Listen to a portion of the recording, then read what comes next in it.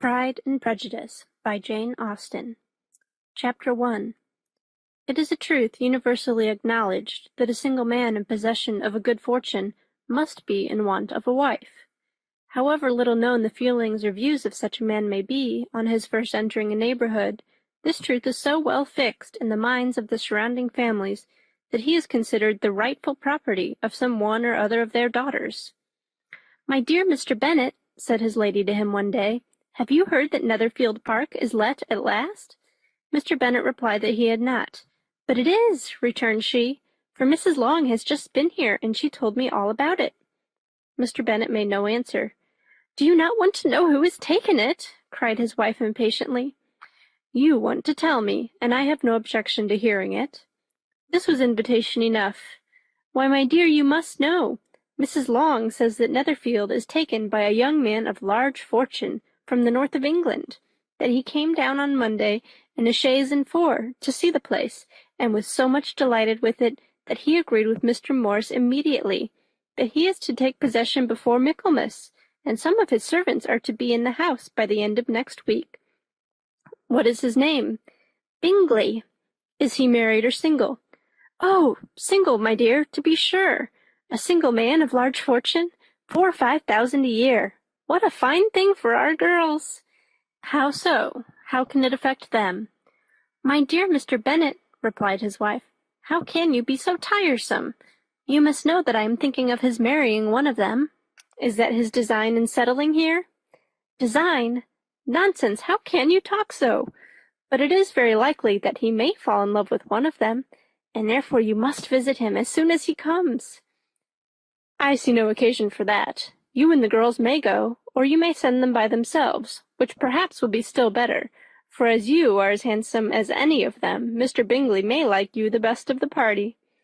"My dear, you flatter me. I certainly have had my share of beauty, but I do not pretend to be anything extraordinary now.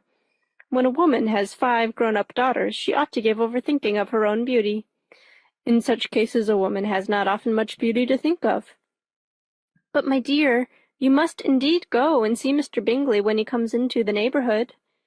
"It is more than I engaged for, I assure you." "But consider your daughters. Only think what an establishment it would be for one of them. Sir William and Lady Lucas are determined to go, merely on that account, for in general, you know, they visit no newcomers. Indeed, you must go, for it will be impossible for us to visit him if you do not." "You are over-scrupulous, surely. I dare say Mr. Bingley will be very glad to see you, and I will send a few lines by you to assure him of my hearty consent to his marrying whichever he chooses of the girls, though I must throw in a good word for my little Lizzie." "I desire you will do no such thing. Lizzie is not a bit better than the others, and I am sure she is not half so handsome as Jane, nor half so good-humoured as Lydia, but you are always giving her the preference." "They have none of them much to recommend them," replied he. "They are all silly and ignorant like other girls, but Lizzie has something more of quickness than her sisters." "Mr. Bennet, how can you abuse your own children in such a way? You take delight in vexing me. You have no compassion for my poor nerves." "You mistake me, my dear. I have a high respect for your nerves. They are my old friends. I have heard you mention them with consideration these last 20 years at least." "Ah, you do not know what I suffer." "But I hope you will get over it, and live to see many young men of 4,000 a year come into the neighborhood." "It will be no use to us if 20 such should come, since you will not visit them. Depend upon it, my dear, that when there are 20, I will visit them all."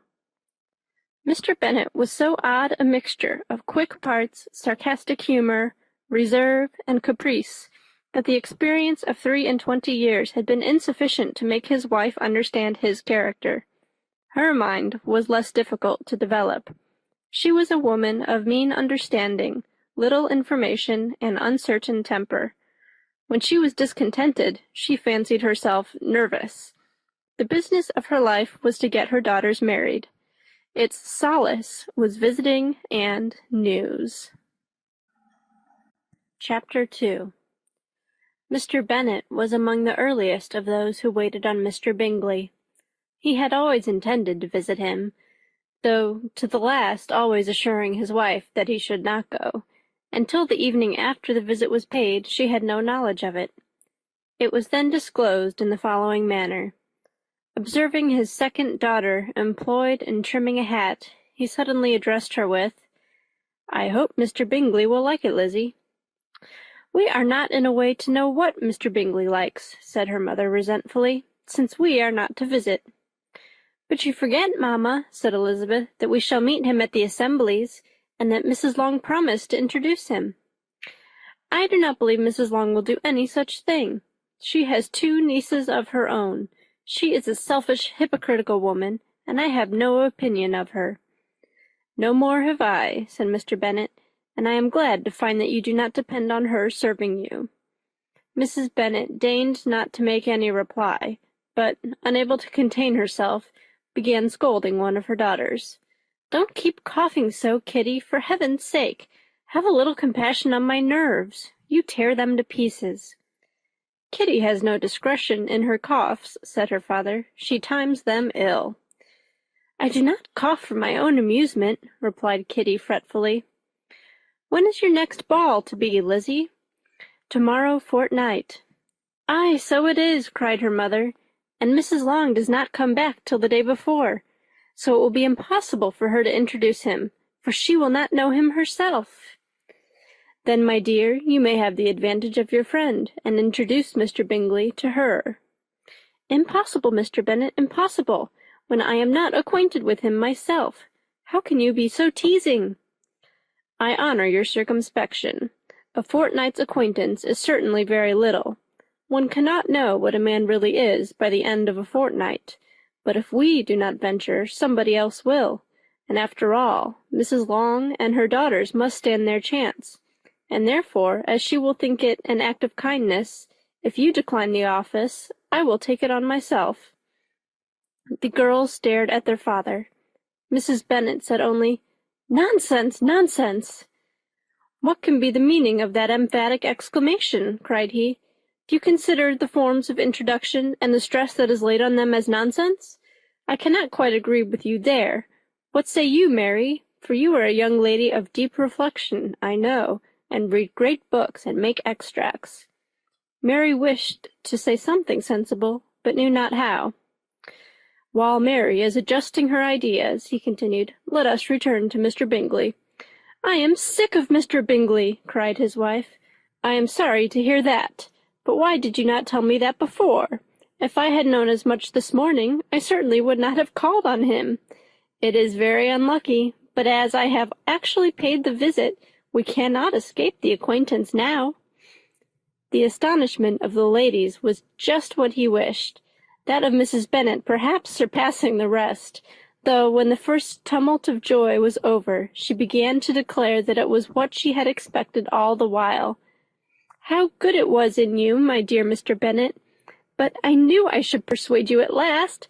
I was sure you loved your girls too well to neglect such an acquaintance. Well, how pleased I am! And it is such a good joke, too, that you should have gone this morning and never said a word about it till now." "Now, Kitty, you may cough as much as you choose," said Mr. Bennet, and as he spoke he left the room, fatigued with the raptures of his wife. "What an excellent father you have, girls," said she when the door was shut. "I do not know how you will ever make him amends for his kindness, or me either, for that matter. At our time of life it is not so pleasant, I can tell you, to be making new acquaintances every day. But for your sakes we would do anything. Lydia, my love, though you are the youngest, I dare say Mr. Bingley will dance with you at the next ball." "Oh," said Lydia stoutly, "I am not afraid, for though I am the youngest, I'm the tallest."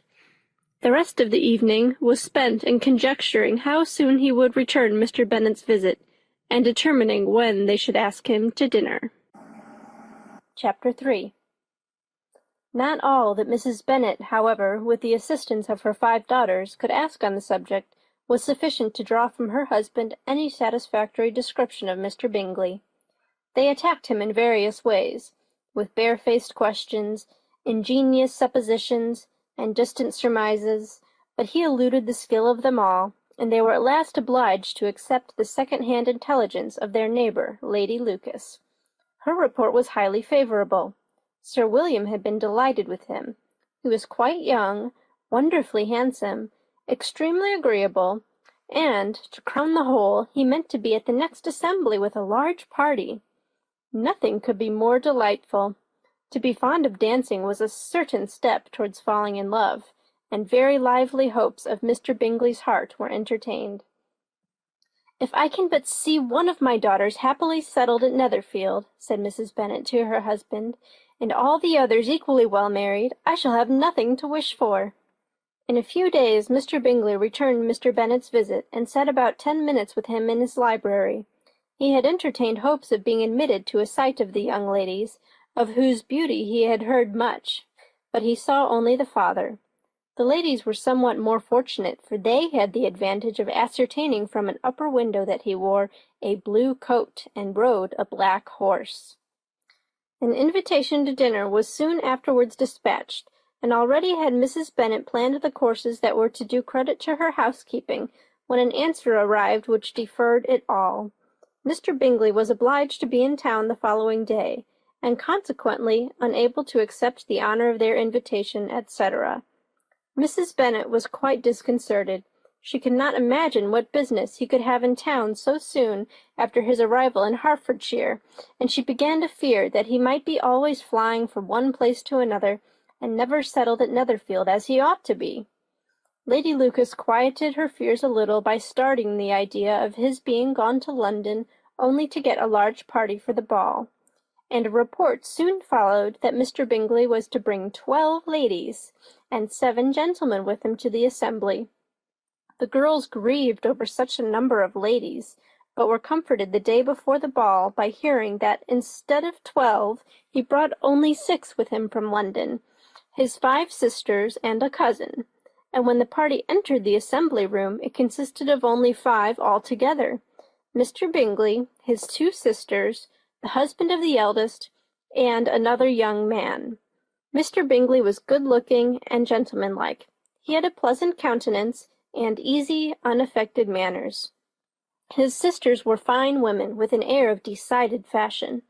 His brother-in-law, Mr. Hurst, merely looked the gentleman, but his friend, Mr. Darcy, soon drew the attention of the room by his fine, tall person, handsome features, noble mien, and the report which was in general circulation within 5 minutes after his entrance, of his having 10,000 a year.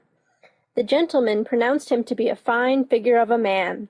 The ladies declared he was much handsomer than Mr. Bingley, and he was looked at with great admiration for about half the evening, till his manners gave a disgust which turned the tide of his popularity, for he was discovered to be proud, to be above his company, and above being pleased, and that all his large estate in Derbyshire could then save him from having a most forbidding, disagreeable countenance, and being unworthy to be compared with his friend.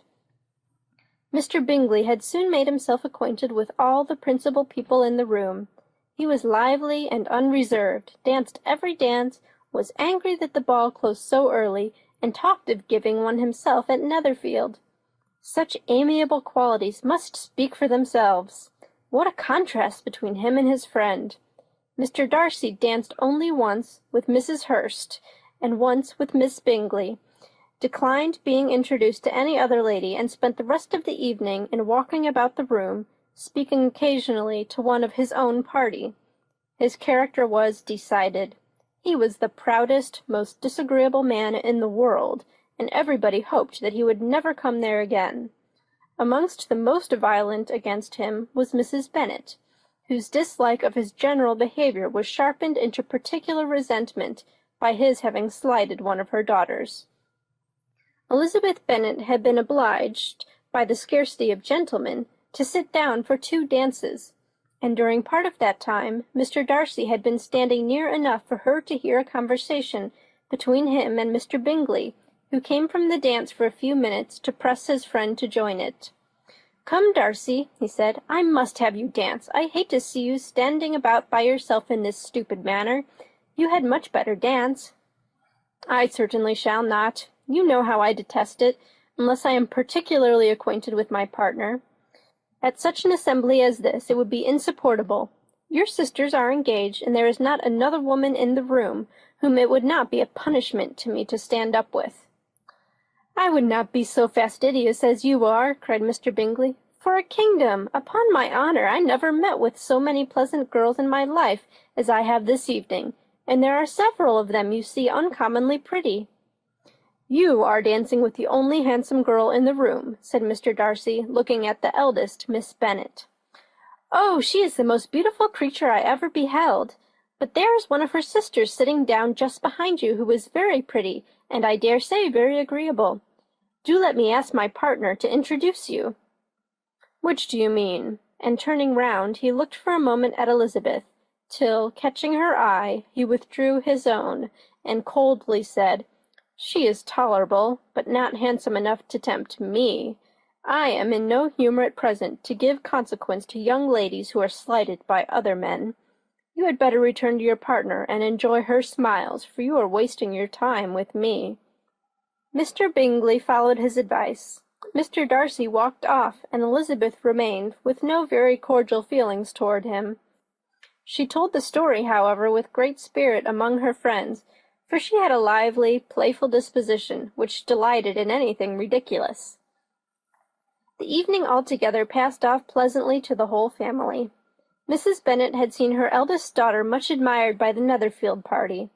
Mr. Bingley had danced with her twice, and she had been distinguished by his sisters. Jane was as much gratified by this as her mother could be, though in a quieter way. Elizabeth felt Jane's pleasure. Mary had heard herself mentioned to Miss Bingley as the most accomplished girl in the neighbourhood, and Catherine and Lydia had been fortunate enough never to be without partners, which was all that they had yet learnt to care for at a ball. They returned, therefore, in good spirits to Longbourn, the village where they lived, and of which they were the principal inhabitants. They found Mr. Bennet still up. With a book he was regardless of time, and on the present occasion he had a good deal of curiosity as to the events of an evening which had raised such splendid expectations. He had rather hoped that his wife's views on the stranger would be disappointed, but he soon found out that he had a different story to hear. "Oh, my dear Mr. Bennet," as she entered the room, "we have had a most delightful evening, a most excellent ball. I wish you had been there. Jane was so admired, nothing could be like it. Everybody said how well she looked, and Mr. Bingley thought her quite beautiful and danced with her twice. Only think of that, my dear, he actually danced with her twice, and she was the only creature in the room that he asked a second time. First of all he asked Miss Lucas. I was so vexed to see him stand up with her, but, however, he did not admire her at all. Indeed, nobody can, you know. And he seemed quite struck with Jane as she was going down the dance, so we inquired who she was, and got introduced, and asked her for the two next. Then the 2/3 he danced with Miss King, and the 2/4 with Maria Lucas, and the 2/5 with Jane again, and the 2/6 with Lizzie, and the Boulanger. If he had any compassion for me, cried her husband impatiently, he would not have danced half so much. For God's sake, say no more of his partners. Oh, that he had sprained his ankle in the first place. Oh, my dear, I am quite delighted with him. He is so excessively handsome, and his sisters are charming women. I never in my life saw anything more elegant than their dresses. I dare say the lace upon Mrs. Hurst's gown—" Here she was interrupted again. Mr. Bennet protested against any description of finery. She was therefore obliged to seek another branch of the subject, and related with much bitterness of spirit and some exaggeration the shocking rudeness of Mr. Darcy. "But I can assure you," she added, "that Lizzie does not lose much by not suiting his fancy, for he is a most disagreeable, horrid man, not at all worth pleasing. So high and so conceited that there was no enduring him. He walked here and he walked there, fancying himself so very great. Not handsome enough to dance with. I wish you had been there, my dear, to have given him one of your set-downs. I quite detest the man." Chapter 4. When Jane and Elizabeth were alone, the former, who had been cautious in her praise of Mr. Bingley before, expressed to her sister just how very much she admired him. "He is just what a young man ought to be," said she. "Sensible, good-humored, lively, and I never saw such happy manners, so much ease, with such perfect good breeding." "He is also handsome," replied Elizabeth, "which a young man ought likewise to be, if he possibly can. His character is thereby complete." "I was very much flattered by his asking me to dance a second time. I did not expect such a compliment." "Did you not? I did for you. But that is one great difference between us. Compliments always take you by surprise, and me never. What could be more natural than his asking you again? He could not help seeing that you were about 5 times as pretty as every other woman in the room. No thanks to his gallantry for that. Well, he certainly is very agreeable, and I give you leave to like him. You have liked many a stupider person." "Dear Lizzie!" "Oh, you are a great deal too apt, you know, to like people in general. You never see a fault in anybody. All the world are good and agreeable in your eyes. I never heard you speak ill of a human being in your life. I would not wish to be hasty in censuring anyone, but I always speak what I think." "I know you do, and it is that which makes the wonder. With your good sense, to be so honestly blind to the follies and nonsense of others. Affectation of candor is common enough, one meets with it everywhere, but to be candid without ostentation or design, to take the good of everybody's character and make it still better, and say nothing of the bad, belongs to you alone. And so you like this man's sisters, too, do you? Their manners are not equal to his." "Certainly not, at first, but they are very pleasing women when you converse with them. Miss Bingley is to live with her brother and keep his house, and I am much mistaken if we shall not find a very charming neighbor in her." Elizabeth listened in silence, but was not convinced. Their behavior at the assembly had not been calculated to please in general, and with more quickness of observation and less pliancy of temper than her sister, and with a judgment too unassailed by any attention to herself, she was very little disposed to approve them. They were in fact very fine ladies, not deficient in good humour when they were pleased, nor in the power of making themselves agreeable when they chose it, but proud and conceited. They were rather handsome, had been educated in one of the first private seminaries in town, had a fortune of 20,000 pounds, were in the habit of spending more than they ought, and of associating with people of rank, and were therefore in every respect entitled to think well of themselves and meanly of others. They were of a respectable family in the north of England, a circumstance more deeply impressed on their memories than that their brother's fortune and their own had been acquired by trade. Mr. Bingley inherited property to the amount of nearly 100,000 pounds from his father, who had intended to purchase an estate, but did not live to do it. Mr. Bingley intended it likewise, and sometimes made choice of his county, but as he was now provided with a good house and the liberty of a manor, it was doubtful to many of those who best knew the easiness of his temper whether he might not spend the remainder of his days at Netherfield, and leave the next generation to purchase. His sisters were anxious for his having an estate of his own, but though he was now only established as a tenant, Miss Bingley was by no means unwilling to preside at his table, nor was Mrs. Hurst, who had married a man of more fashion than fortune, less disposed to consider his house as her home when it suited her. Mr. Bingley had not been of age 2 years when he was tempted by an accidental recommendation to look at Netherfield House. He did look at it, and into it, for half an hour, was pleased with the situation and the principal rooms, satisfied with what the owner said in its praise, and took it immediately. Between him and Darcy there was a very steady friendship, in spite of great opposition of character. Bingley was endeared to Darcy by the easiness, openness, and ductility of his temper, though no disposition could offer a greater contrast to his own, and though with his own he never appeared dissatisfied. On the strength of Darcy's regard, Bingley had the firmest reliance, and of his judgment the highest opinion. In understanding, Darcy was the superior. Bingley was by no means deficient, but Darcy was clever. He was at the same time haughty, reserved, and fastidious, and his manners, though well-bred, were not inviting. In that respect, his friend had greatly the advantage. Bingley was sure of being liked wherever he appeared. Darcy was continually giving offence. The manner in which they spoke of the Meryton assembly was sufficiently characteristic. Bingley had never met with more pleasant people or prettier girls in his life. Everybody had been most kind and attentive to him. There had been no formality, no stiffness. He had soon felt acquainted with all the room, and, as to Miss Bennet, he could not conceive of an angel more beautiful. Darcy, on the contrary, had seen a collection of people in whom there was little beauty and no fashion, for none of whom he had felt the smallest interest, and from none received either attention or pleasure.